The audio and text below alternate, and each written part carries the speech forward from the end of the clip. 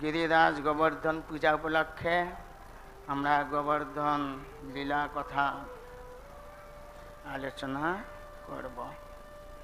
তো ঘটনাটা হলো কি না, ইন্দ্রযজ্ঞের আয়োজন করা হয়েছিল। প্রতি বছর ইন্দ্রকে পূজা করা হতো খুব ডামাডোল করে, অর্থাৎ খুব আড়ম্বর সহকারে। তখন কৃষ্ণের বয়স বড় জোর 7 বছর বা এরকম 6.5-7। সেই সময় কৃষ্ণ বললেন ওইসব করে কি লাভ, যেখানে সেখানে বৃষ্টি হচ্ছে, সেখানে কেউ ইন্দ্র পূজা করছে না, আর এইখানে পূজা করলে ইন্দ্র বৃষ্টি দিয়ে দিচ্ছে। পরে বুঝাবে যে ইন্দ্র ভগবানের থেকেই অনুমোদন পেয়ে তবে গিয়ে কিছু করে, না হলে করবে না কিছু। ও এক ফোঁটাও বৃষ্টি দেবে না, কোনো কারোর কাজেও লাগবে না। সে তোমরা যদি পূজা করো ও ভগবানের অনুমোদন পেলে তবে গিয়ে বৃষ্টি দেবে, না হলেও কিছু করবে না। এইরকম সব কথাবার্তা। তারপরে বলে তাহলে তুমি কি বলতে চাও? না, ইন্দ্র পূজা করার দরকার নাই। তো তার আগে তাহলে কি করতে হবে চিন্তা করুন। সারা একটা প্রথাগত ভিত্তিভাবে একটা পূজা অর্চনা হয়। এখন যদি একটা বাচ্চা এসে বলে এইসব ঠিক না, ওইসব ঠিক না, বলে বড় পাকামো, তাই না? তো সেই জন্য কেন বৃন্দাবনবাসীরা ইন্দ্রযজ্ঞ ছেড়ে দিয়ে একটা বালকের কথা মতো সে কোন পাহাড়ের পূজা শুরু করেছিল, সেই প্রসঙ্গে আমরা আলোচনা করব। আজকে সেই দিন হচ্ছে সেই গিরিরাজ গোবর্ধনের পূজা দিবস। আজকের দিনে ব্রজবাসীরা ইন্দ্র পূজা করতে গিয়ে শেষে ইন্দ্রকে বাদ দিয়ে গোবর্ধন পূজা শুরু করেছিলাম। একদিন বালক কৃষ্ণ দেখলো, আরে বাবা এত বিশাল আয়োজন, বাবা এসব কি হচ্ছে? নন্দ মহারাজকে জিজ্ঞেস করছে কি হচ্ছে, এত রান্না, প্রচুর অন্ন ব্যঞ্জন রান্না, পিঠে পুলি, সে অসংখ্য রকমের, হাজার রকমের পদ রান্না হচ্ছে। এই গোকুলের ঘরে ঘরে সর্বত্র এত রান্না বান্না হচ্ছে। তখন ও প্রশ্ন করছে, বাবা এসব কি হবে, এগুলো হচ্ছে কেন, কি এগুলো? যেরকম বাচ্চারা ঘরে মা বাবাকে জিজ্ঞেস করে, কৃষ্ণ সেরকম বলছে যে কি হচ্ছে বাবা ওটা। তখন বাবা বললেন, ইন্দ্রের দেওয়া বৃষ্টির জন্য সমস্ত জীবন ধারণে সমর্থ হয়, আর বৃষ্টি হলে খাদ্যশস্য উৎপাদন করা যায়, আর ঘাস লতা জন্মায়। আমরা গোপ জাতি, আমাদের চাষবাস ভালো হবে, আমাদের লক্ষ লক্ষ গাই আছে, তারা ঘাস খাবে, তারা ভালো দুধ দিবে। এইভাবে আমাদের সমাজ সুন্দরভাবে চলে। সেই জন্য আমাদের পূর্বপুরুষ সবাই এইভাবে ইন্দ্রদেবের পূজা করেন, ইন্দ্র বৃষ্টি দান করেন, তখন আমরা বেঁচে থাকি। এই জন্য আজকে সেই দিন ইন্দ্রযজ্ঞ, ইন্দ্র পূজা আয়োজন করা হয়েছে। কি বাবা কত ভালো না? আমরা যদি মা বাবাকে জিজ্ঞেস করি, মা এটা কি, ধরুন চুপ, তুমি এত বুঝে না, পাগল বোকা। আমাদের সমাজে এইরকমই করে। একজন আসছে, একজন আমি নিজেই দেখলাম, মা এটা কি ঠাকুর, এই চুপ, কথা বলি না। আরে কি ঠাকুর বললে তুমি নিজে জানো না তো জিজ্ঞেস করে না। এই জন্য কিছু শিক্ষার নেই।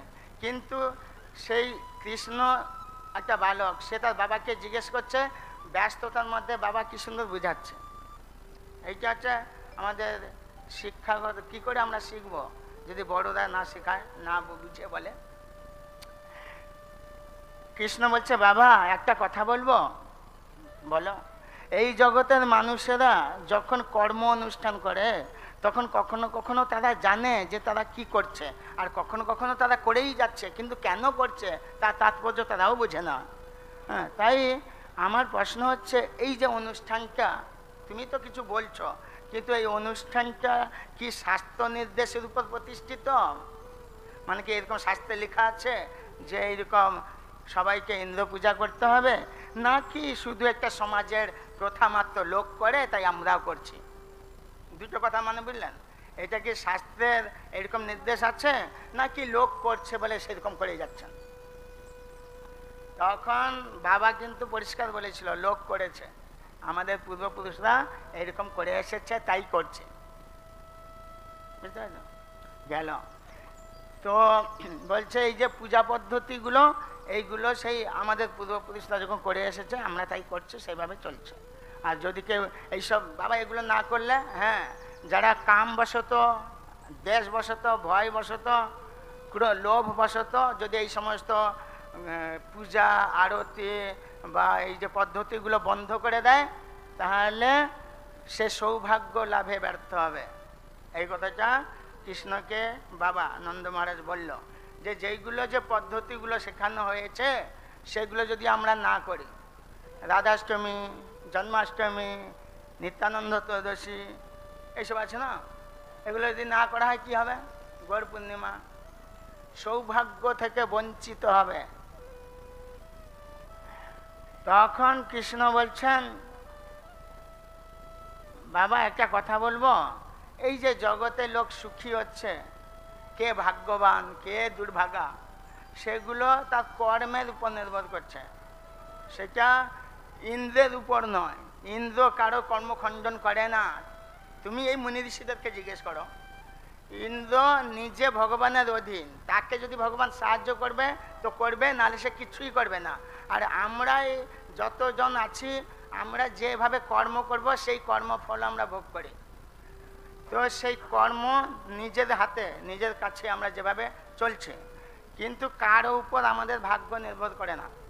এবং কারো মুখাপেক্ষী হয়ে থাকাটা ওটা ভাগ্যের ব্যাপার নয়, এটা একটা মামুলি ধারণা। কি বলে যে হ্যাঁ ওর কাছে যা, ও হলে ঠিক হবে, তার কাছে যা, সে করলে ঠিক আছে। কিন্তু আমার কর্মটা যদি আমার শুদ্ধ না হয়, এই তুমি এত কথা বলছো কেন, তুমি বাচ্চা মানুষ। কৃষ্ণকে বাবা বলছে, তুমি একটা কাজ করো, এটা যেহেতু আমাদের করতে হয় তাই করছি।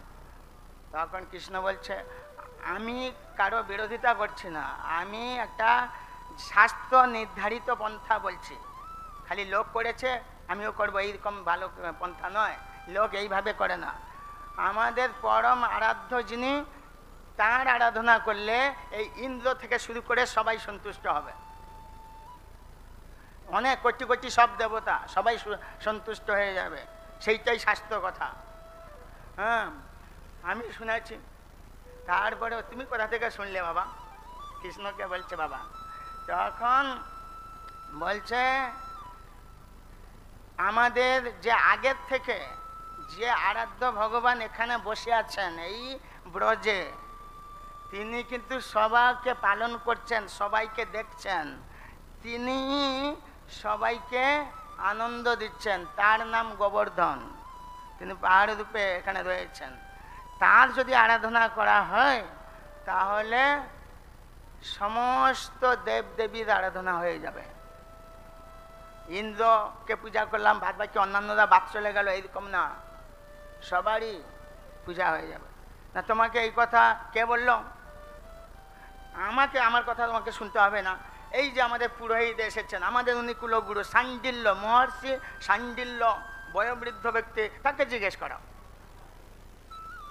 সে ঋষি, সে তো এসেছে পূজা করতে, না গোবর্ধন পূজা, ইন্দ্র পূজা করতে। সে তো পূজা করবে, তারপরে তার যথারীতি চলে যাওয়ার কথা। সে তার পূজা করছে না, কিছু খালি শুনছে আর হাসছে যে বাপ আর ছেলে কি কথা হচ্ছে। তারপরে বাবা যে ছিল একে জিজ্ঞেস করছে, হে মহর্ষি, এই যে ছেলেটা এতক্ষণ বকবক করছে, ও কি বলছে, ঠিক বলছে তো? হ্যাঁ, ও যা বলছে ঠিক বলছে। আরে এ ঠিক বলছে তো, ও কি বলছে, সে কি গোবর্ধন পূজা করতে হবে আর ইন্দ্র পূজা সম্পূর্ণ বাদ দিতে হবে, এটা কি ঠিক? না, আমিও জানি ও যা বলছে ঠিকই বলছে, আমি এটাও জানি এই গোবর্ধন হচ্ছে সাক্ষাৎ নারায়ণ। বলছে আমি তো জানি না। না, প্রসঙ্গ আসে না তাই, কিন্তু ও সাক্ষাৎ নারায়ণ, তাই ও ভগবান। তাহলে এখন কি করা যাবে ঋষিবর? এই যে ছেলেটা বলছে যে গোবর্ধন পূজা বাদ দিয়ে, ইন্দ্র পূজা বাদ দিয়ে গোবর্ধন পূজা করতে, এটা কি করা হবে না কি হবে আমি বুঝি না। এই সকাল থেকে এরকম বুঝাচ্ছে আমাকে। তখন সে হাসতে হাসতে বলে, ঠিকই বলছে, এখন আমাদের ইন্দ্র পূজা বাদ দিয়ে গোবর্ধন পূজা করতে হবে। না, তাতে কোনো অসুবিধা হবে না? না না, কোনো অসুবিধা হবে না। হ্যাঁ, তাহলে আমরা কি করব?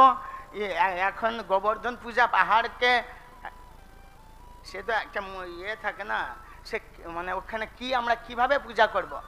না, যে ওই সব জানে, ওই জানে বলে পুরোহিত, যে পূজারী পুরোহিত, হ্যাঁ, কত বয়স্ক, সেই বাচ্চা ছেলেটাকে দেখাচ্ছে আঙ্গুল দিয়ে, ওই জানে, ও যা বলছে আমিও সেরকম করতে আমি চাই।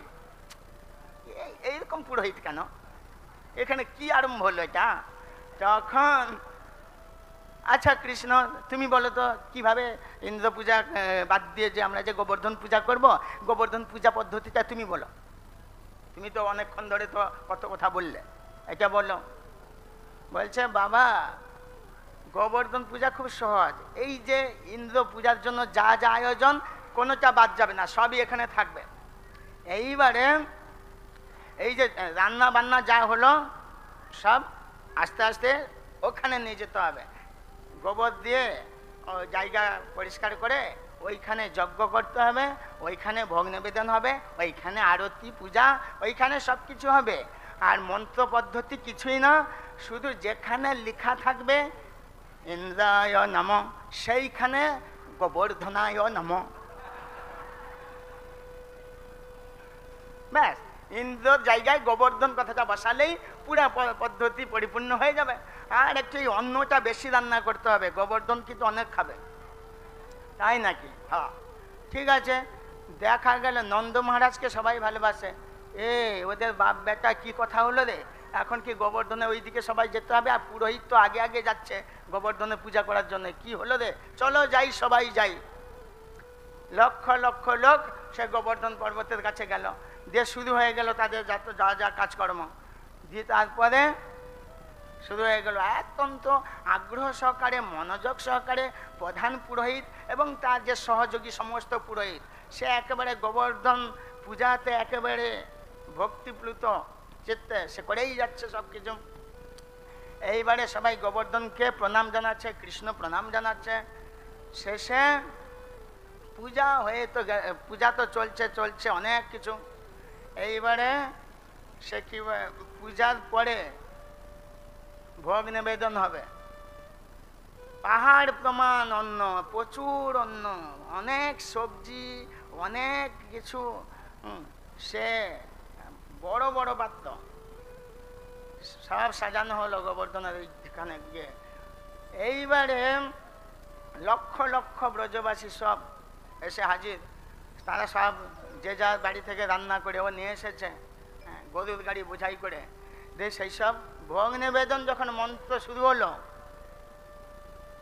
করে একটা কি বিরাট শব্দ গর্জন হলো। কি হলো রে বাবা? দেখা গেল সেই গোবর্ধনের চূড়া থেকে একটা মুখ দেখা গেল। এটা কি মুখ দেখা যাচ্ছে? আমি হচ্ছি গোবর্ধন। বাপ রে বাপ, আরে ওটা তো আমাদের কৃষ্ণের মতো দেখতে, ওর মুখটা। আরে কৃষ্ণ তো এখানে, ওখানে কে? আরে সে বলছে, দিয়ে সে খাচ্ছে, হাত দিয়ে খাচ্ছে, মুখটা সেখানে, হাতটা তো ছোট, সে বাড়িয়ে দিল, অনেক দূর চলে গেল। আর সেখান থেকে সে সব সবজি টবজি সে অন্য খাচ্ছে, একটা হাত দিয়ে অনেক খাবার উঠছে আর খেয়েই যাচ্ছে।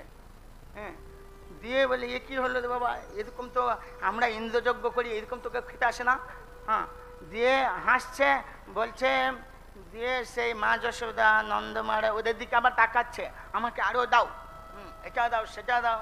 এইরকম করে সব লোক আরো দৌড়ে আসছে। দেখো গোবর্ধন কিরকম সব আমাদের নৈবেদ্য খেয়ে নিচ্ছে, সে ফল মূল শাকসবজি কি সুন্দর খেয়ে নিচ্ছে। এই মুখটা তো ছোট, হাতটা তো ছোট, বড় হচ্ছে কি করে, আর সব খেয়ে নিচ্ছে কি করে? কিরকম হচ্ছে ওটা?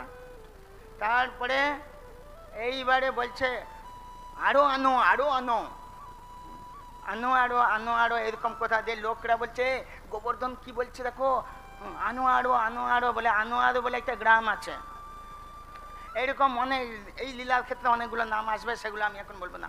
তো তারপরে খাচ্ছে, এইবারে বড় একটা ঢেকুর তুললো, তারপরে মুখ ধুবে। মুখ ধোয়ার জন্য সে মুখ জল নিয়েছে, সে আর কত জল, আরে মনে হবে যেন সে কয়েক সরোবর ভর্তি জল। হ্যাঁ, সে জল নিয়ে কল্লোল করছে, ফেলছে জল মুখ দিয়ে, আর যেখানে সে জল ছড়িয়ে ছিটে ফেলছে, আর যেখানে যেখানে ফেলছে প্রচুর সুন্দর সুন্দর অনেক ঘাস গুল্মলতা সেইখানেই সঙ্গে সঙ্গে জেগে উঠছে। আরে বাপ রে বাপ, এ তো ঠিকই বলেছিল কৃষ্ণ যে গোবর্ধনের কৃপায় অনেক ঘাস লতা পাতা সব গাছপালা কি সুন্দর জেগে উঠে, এক্ষুনি শুরু হয়ে গেলো এগুলো, এ তো অদ্ভুত কাণ্ড। আর যেখানে যেখানে সেইখানে সব কিছু সেই যেন সব গাছপালা সব গজে উঠছে, লম্বা হয়ে যাচ্ছে। আরে বাপরে বাপ, কী দেখো, খুব সুন্দর ব্যাপার তো। তারপরে এইবারে বলে আমি খুব সন্তুষ্ট, তোমরা আমার কাছে কি বর চাও, আশীর্বাদ কি চাও বলো। তখন এরা বলে কি, সবাই বলে আমাদের সবারই সুখ সমৃদ্ধি হোক, আমাদের যাতে ভগবানের ভক্তি থাকে, আর আমরা সবাই প্রীতিপূর্ণভাবে যেন জীবনযাপন করতে পারি। তখন গোবর্ধন বলল তথাস্তু, তোমাদের সবার মন অভীষ্ট পূর্ণ হোক বলেই সে গোপাল কোথায় হারিয়ে গেল, অদৃশ্য হয়ে গেল। এই গোপাল কোথায় চলে গেল তো, যা এবার আশীর্বাদ বলছি। আচ্ছা কি ব্যাপার হলো বলো তো, এরকম তো ইন্দ্র কখনো আশীর্বাদ করে নাই এইরকম, আর এরকম বলেনি তোমরা কি চাও, এই তো এরকম সুন্দর। তারপরে বলেছে অনেক কিছু খাবার, কিন্তু দেখা গেল আরে আমাদের তো এখানে তো খাবার তো অনেক কিছু রয়েছে, আমরা ভাবলাম গোবর্ধন সব খেয়ে নিয়েছে, না তো এই তো অনেক খাবার। কৃষ্ণ এখন আমরা কি করব, আরে প্রসাদ খাওয়া শুরু করো, দিয়ে সবাইকে সেই লক্ষ লক্ষ লোকের মধ্যে প্রসাদ বিতরণ হলো, আমাদের এই গোবর্ধন পূজার পরে এখানে হবে। দিয়ে সেই সবাইকে প্রসাদ বিতরণ করা হলো। তারপরে সবাই গোবর্ধনকে প্রণাম জানালো। গেছে রেগে, রিপোর্ট চলে গেছে, হে মহারাজ পৃথিবীর লোকেরা আপনাকে পাত্তা দেয় না, সে কি একটা পাহাড়ে পূজা করছে, আপনাকে কেউ আর পূজা করছে না, তাই নাকি? এরা এত আসপর্দা, এত সাহস, এই সম্বর্তক প্রলয় করিয়ে দাও, বজ্র বৃষ্টি ঝড় ঝঞ্ঝা বন্যা প্লাবন বইয়ে দেওয়া হলো ব্রজে। কে? সেই সম্বর্তক মেঘ, সেটা প্রলয়কালীন মেঘ, যে সেনা প্রচণ্ড ভারী ভারী সব শিলাবৃষ্টি শুরু হলো, সবাই কান্নাকাটি শুরু করে দিয়েছে। হ্যাঁ, আরে কৃষ্ণ কি হলো, আমাদের তো অবস্থা খারাপ, কোথায় যাব? আরে কিছু করতে হবে না, চলো গোবর্ধন আমাদেরকে রক্ষা করবে, চলো চলো দৌড়ে চলো। ব্যাস ঝড় বৃষ্টি বন্যার জল আসার আগে আগে দৌড়ালো গোবর্ধনের কাছে। এই আমি ছাতার মতো তুলে ধরেছি, সব ঢুকে পড়ো। ছাতার মতো তুলে ধরেছি মানে কি বাবা, গোবর্ধন পর্বত তুলে ধরলো, বাইরে ঝড়ঝাপটা, ভিতরে নেই। গোবর্ধনের উপরে পশু পাখি আছে, তারা একটাও ভিজছে না, কারণ সুদর্শন চক্র রক্ষা করছে, জল সব বার করে দিচ্ছে, গোবর্ধনকে ভিজতে দিচ্ছে না। কিন্তু গোবর্ধনের চারিপাশে যে বৃষ্টির জল, সে যেন মুক্তার মতো ঝিকঝিক ঝিকঝিক করে যেন একটা মেলা বসেছে, সেগুলো সেই জল পড়ছে। ভিতরে গোবর্ধনের ভিতরে জল কাদা নেই, শুকনো, কারণ অনন্তদেব বাঁধের মতো আকার ধারণ হয়ে গেছে, যার জন্য বাইরের বন্যার জল ভিতরে ঢুকবে না। সবাই আসতে, আরে তোমরা সব ঢুকে যাও, গরু বাছুর সবাইকে নিয়ে ঢুকে যাও, লক্ষ লক্ষ গাই বাছুর সহ লক্ষ কোটি লোক সব সব ঢুকে যাচ্ছে। দিয়ে মা যশোদা, বাবা কাঠের মতো যে কি হচ্ছে রে বাবা, এইরকম হয় নাকি? আরে কৃষ্ণ এইরকম করছে মানেটা কি? মা তুমি ভয় পাবে না, আমি পারি গোবর্ধনকে তুলতে, গোবর্ধন আমাকে তুলেছে। দেখো আমার কিছুই কষ্ট নেই, গোবর্ধন আমাকে তুলেছে, এখানে নিশ্চিন্তে থাকো, মন খারাপ করো না, ভয় পাও না। তা যে কি জানি বাবা কি হচ্ছে। তখন ভিতরে জল আছে, মানে জল ব্যবহারের জন্য আছে এই কুয়ার মতো সিস্টেম, কিন্তু 7 দিন 7 রাত কোনো খাবারের প্রয়োজন নেই, ক্ষুধাও নেই, তৃষ্ণাও নেই, আছে আনন্দ, খালি আনন্দে ওরা নাচছে, নাচ গান শুরু হয়ে গেছে। মধুমঙ্গল বলছে এই সুদাম তুমি তাড়াতাড়ি এইটা ধরো, এই গোবর্ধনটা, ও এতক্ষণ ধরে আছে, ওর হাতটা নড়ছে, ওকে একটু রেস্ট দাও, তুমি একটু ভালো করে ধরো, তারপরে আবার তাকে ধরিয়ে দিবে, ও একটু আমরা তাকে একটু হাতটা মালিশ করে দিই। সেখানে সুবল বলছে আরে গান শুনছো না কি তুমি, কেন ওকে দেখো। সুদাম কি করেছে, সে গামছা কোমরে এঁকে নিয়ে এইবারে গোবর্ধন তুলতে যাচ্ছে, আর কিন্তু তাকে দিচ্ছে না কৃষ্ণ। এই সুবল বলছে আরে ওকে ডিস্টার্ব করো না, দেখো না, গান শুনো না, না গান কি বলছে? সারাধিকা সারাধিকা মানে, আরে আমাদের সারাধিকা মানে সমস্ত শক্তি কৃষ্ণের আছে। আমাদের এই যতজন এখানে আছে না, সবার শক্তির যোগফল করেও যদি গোবর্ধন তুলি, তবে তার চেয়েও অধিক শক্তি আছে কৃষ্ণের। অতএব তাকে ডিস্টার্ব করো না, যাও না, চুপচাপ থামো। সার অধিকা, সার মানে শক্তি, অধিকা মানে অনেক বেশি, ব্যাস। আর এদিকে মেয়েদের কথা, মানে ললিতা, সে কি বলছে? বিশাখা, এই রাধাকে এখান থেকে তাড়াতাড়ি সরা। কেন? দেখো ওর দিকে কৃষ্ণ তাকাচ্ছে আর হাতটা নড়ছে, এক্ষুনি পড়ে যাবে আর সবাই মরে যাবো, চ্যাপটা হয়ে যাবো, যা গোবর্ধনের নিচে শেষ, তাড়াতাড়ি ওকে সরা। বিশাখা বলছে, দেখো ললিতা, এত অস্থির হব না। হ্যাঁ, দেখো গানটা কি বলছে? রাধিকা, সেই রাধিকা আছে, পরম শক্তিমান কৃষ্ণ আর পরম শক্তি স্বরূপিনী রাধা আছে, তাকে সরাবে কেন? তাহলে তো আরো থাকলে আরো ভালো হবে। হ্যাঁ, সে নাই, হাত নড়লই বা কি হলো? অতএব এরা শিখেছিল সার অধিকা, আর এ বলছে সা রাধিকা, সেই রাধিকা এখানে আছে, সে হচ্ছে শক্তি স্বরূপিনী, আর কৃষ্ণ হচ্ছে শক্তিমন্ত, শক্তিমান। অতএব ওরাই থাকলেই আমাদের নিশ্চিন্ত থাকতে পারবো। তুমি চঞ্চল হও না, রাধাকে কখনো সরানো উচিত হবে না। যে এইভাবে গানের ব্যাখ্যা দলে দলে এদিক সেদিক সেদিক দিয়ে বিভিন্ন রকমের ভাবছে, আর এইরকম লীলা চলছে। কিন্তু টাইম তো হয়ে গেছে না গো।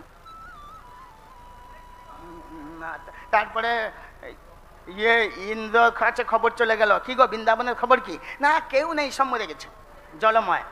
আর একজন বলছে, ধর খবর দিতে জানে না, ও ভালো রিপোর্টার নয়, একটাও পিঁপড়ে মরে নেই। কেন? না, সে সুদর্শন রক্ষা করছে একটা ইয়েকে, পাহাড়কে, আর পাহাড়ের উপরে যে পশু পাখিরা আনন্দে আছে, একটা পিঁপড়েও মরেনি, আর নিচে আনন্দ উৎসব চলছে। তখন মাথা ঘুরে গেল ওর, আমাদের ইন্দ্রের। সে বলছে, আমাকে তো ক্ষমা চাইতে হবে, এ তো ভগবান ছাড়া এরকম হয় না কেউ। দিয়ে ততক্ষণে বন্যার জল সরে গেছে, সব কিছু শেষ। এদিকে ঝড় থেমে গেছে, সব রোদ দিয়েছে। এইবারে সে ক্ষমা চাইবে কি করে? না, সুরভি গাভীকে আর হাতিকে নিয়ে এসছে, গঙ্গা জল নিয়ে এসেছে হাতি করে স্বর্গ থেকে, দিয়ে অপেক্ষা করছে। কৃষ্ণ বলছে, আমি এখন রোদ হচ্ছে, পর্বত নামিয়ে দিব, তোমরা তাড়াতাড়ি বেরিয়ে যাও। তারা সবাই বেরিয়ে চলে গেল যে যার ঘরে। ঘরের কোনো ক্ষতি হয় নাই, গোবর্ধনের ইচ্ছায়। তখন গোবর্ধন নামিয়ে দেওয়া হলো। ওর আমাদের ইন্দ্র এসে যুবুথু বয়ে কান্না করছে। আসলে সে নিজে আগে আসেনি, আগে সুরভিকে পাঠিয়ে দিয়েছে। সুরভি আপনা থেকেই কৃষ্ণকে অভিষেক করিয়ে দিয়েছে। তখন কৃষ্ণ খুশি হয়ে গেছে। তারপরে এখন সাহস করে ক্ষমা চাইছে। তুমি কিরকম রাজা, পৃথিবীর কোথায় তুচ্ছ মানুষরা কোথায় তোমাকে একটু পূজা করেনি বলে তাদের বংশনিপাত করে দিতে চাও? তুমি তো স্বর্গে তো দেবতাদের কাছে পূজা পাও, তোমার এত কি হলো, এরকম কেন? তুমি কিরকম মানুষ, কিরকম তোমার দেবতা, কিরকম দেবতা? সে ক্ষমা চাইছে আর কাঁদছে, আমি মহা অপরাধী, আমাকে ক্ষমা করে দাও। ঠিক আছে, তুমি যাও, সরো। এইদিকে কৃষ্ণ চলে গেল ঘরে। মা যশোদা কৃষ্ণকে কোলে বসিয়েছে আর চুমা দিচ্ছে। আর অন্যান্য মাতাজিরা বলে, আরে যশোদা কাকে চুমা দিচ্ছ, এটা দুধের ছেলে, এই গোবর্ধন পর্বত তুলে, গোবর্ধন পর্বত তুলে ধরে নাকি? এই যে দেখছো না ওদের হাত কত কমল, কি জানি বাবা। মা যশোদা সরে গেল অন্য কাজে, কৃষ্ণকে ঘিরে ফেলল সব মাতাজিরা। এই আমাদের একটা কথা বলবে? কি কথা? না আমাদেরকে একটু বলো না, কি করে গোবর্ধন তুলে ধরলে, কি মন্ত্র জানো? আমি বলবো না। কেন বলবো না? আমি তোমাদের ঘরে নাকি হাঁড়ি ভেঙেছি, ননি খেয়েছি, মার কাছে কমপ্লেন দিয়েছ, মা আমাকে বকেছে, আমি তোমাদের সঙ্গে কথা বলবো না। না না না, আমরা কিছু বলবো না, আমরা কিছু বলবো না, তুমি শুধু বলো। কিছু বলবে না তো? তুমি যত হাঁড়ি ভাঙবে, যত ননি খাবে, আমরা এক বিন্দু, আমরা কান মুলেছি, নাক মুলেছি, কোনোদিন তোমার মার কাছে কোনো কমপ্লেন দেবো না। তুমি প্রতিদিন হাঁড়ি ভাঙো আর চুরি করতে যাও, কিছু বলবো না। কথা দিয়েছ না? হ্যাঁ, তাহলে শোনো। কি? আমার মা না প্রতিদিন সেই পদ্মগন্ধা গাভী, আরও আমাদের অনেক ভালো ভালো গাভী আছে, অনেক দুধ, গাদা গাদা অনেক ছানা হয়, সেই ছানা আমাকে খাওয়ায়, আর তাতেই আমার এত শক্তি। তাতে কি হলো? সে তো আমাদের ছেলেরাও তো অনেক গাদা গাদা ছানা খায়, কই এত শক্তি হয় না? এই তোমরা আমার কথা বিশ্বাস করো না, আমি আর কথা বলবো না, যা।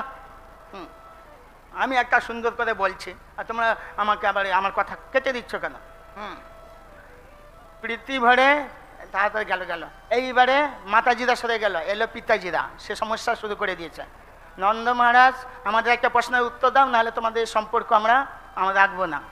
আমরা কেন না, আমরা তোমাকে ভালোবাসি, আমাদের প্রীতি সম্বন্ধ আছে, কিন্তু এই যে কৃষ্ণ, এ কী করে গোবর্ধন পর্বত ধারণ করতে পারে? নিশ্চয়ই এর পরিচয়টা আমাদের কাছে তুমি জানো, তুমি গোপন রেখেছো, বলো। যশোদা, সেখানে মা যশোদা আছে, যশোদা ফর্সা, তুমিও ফর্সা, কে? নন্দ মহারাজ। কিন্তু ছেলেটা শ্যামবর্ণ, নিশ্চয়ই এ অন্য কেউ হবে, তোমাদের ছেলে কিনা কে জানে। নিশ্চয়ই কোনো গোপন কিছু আছে ভিতরে। যদি সত্য বলো তাহলে মানবো, না হলে আমরাও সম্পর্ক রাখবো না। সেই রকম একটা কী মেজাজে তারা যে আরম্ভ করলো, যেন ঝগড়া হচ্ছে না কে জানে। তখন নন্দ মহারাজ বললেন, গর্গ আচার্যের কথা আমি বলছি শোনো। গর্গ আচার্য ওর নামকরণের সময় আমাকে বলেছিল যে গোলকনাথ থেকে, গোলকনাথ তিনি এখানে আমার পুত্ররূপে এসেছে আমাদের তপস্যার ফলে। আর তাই তো, আর এর একটা শক্তি আছে রাধা, সে জন্মেছে বিশ্বভানুর ঘরে। এটা আমাকে বলেছিলেন কে? গর্গ আচার্য। বলছে তাহলে তোমার নামকরণ অনুষ্ঠান, সব অনুষ্ঠানে আমরা আসি, নামকরণ গোপনে করেছো, আমরা জানতে পারলাম না, নিশ্চয় আমাদেরকে কেন ফাঁকি দিয়েছ? এইসব ভালো লক্ষণ না। তখন বলছে কংসের ভয়ে আমি এইরকম করেছিলাম। ঠিক আছে, আমরা যাই বিশ্বভানুর কাছে, সে কেন গোপন রেখেছে। আচ্ছা বিশ্বভানু মহারাজ, আমাদের একটা প্রশ্নের উত্তর দিতে হবে, না হলে আমরা আপনার সামনে আমাদের মুখ দেখাবো না। কারণ আপনাদের যে কী সব গোপন ব্যাপার হয়ে যাচ্ছে, যে পাহাড় তুললো 7 দিন ধরে, এটা বাচ্চা মানুষ, তার কি মানে? তারপর হচ্ছে এরকম আপনার যে মেয়ে রাধা, তার কি পরিচয় দিন, না হলে আমরা আর কথা বলবো না আপনার সঙ্গে। তখন বললো গর্গাচার্য আমার এই মেয়ে সম্পর্কে বলেছে, ও হচ্ছে গোলকেশ্বরী, ও আমার মেয়ে রূপে জন্মেছে, এবং গোলকনাথ তিনি নন্দ মহারাজের ঘরে। বলছে এত গোপন কথা দিয়ে বলে, ঠিক আছে বাবা, আমরা এবারে বুঝলাম যে সে পাহাড় তুলছে না। জয় শ্রী শ্রী রাধা মাধব কি, জয় গিরিরাজ গোবর্ধন কি। যদি কেউ এই গোবর্ধন পূজা করে, গোবর্ধন পরিক্রমা করে, তার এই জীবনেও সে সুখী হবে, আগামী জীবনেও সুখী হবে, এবং অন্তিমে গোলকধাম প্রাপ্ত হবে। কারণ ভক্তরা গোলক বৃন্দাবন থেকে উনি যেহেতু এসেছেন, গোলকে নিয়ে যাওয়ার জন্য উনি কৃপা করছেন, সেই জন্য ভক্তি ভরে এই গিরিরাজ গোবর্ধনকে পূজা প্রার্থনা প্রণাম আর পরিক্রমা করবেন।